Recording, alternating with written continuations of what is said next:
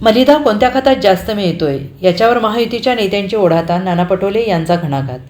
राज्यातले हे जनतेच्या मतानं निवडून आलेलं सरकार नाही, यांना जनतेची काळजी नाही. मलिदा कोणत्या खात्यात जास्त मिळतोय याच्यावर या तिघांचं सध्या ओढाताण सुरू आहे. महाराष्ट्रात अजूनही धान खरेदी झाली, त्याचे पैसे दिलेले नाहीत. धान खरेदी केंद्र, सोयाबीन कापसाचे सेंटर सुरू झालेले नाहीत. शेतकऱ्यांची आत्महत्या मोठ्या प्रमाणात वाढत चाललेल्या आहेत आणि बेरोजगारांचे प्रश्न मोठ्या प्रमाणात वाढत चाललेले आहेत. महागाई पुन्हा झपाट्यानं वाढायला लागलेली आहे. बाकी यांना जनतेशी घेणं देणं नाही. जनतेची भीती यांच्या मनातून गेलेली आहे आणि निवडणूक आयोग ज्या पद्धतीनं हे पाप लपवत आहे, निवडणुकीत स्पष्टता आलेली नाही. त्यामुळे हे जनतेचं सरकार आहे की नाही हा संशय प्रत्येकाच्या मनात असल्याची टीका काँग्रेस प्रदेशाध्यक्ष नाना पटोले यांनी केली आहे.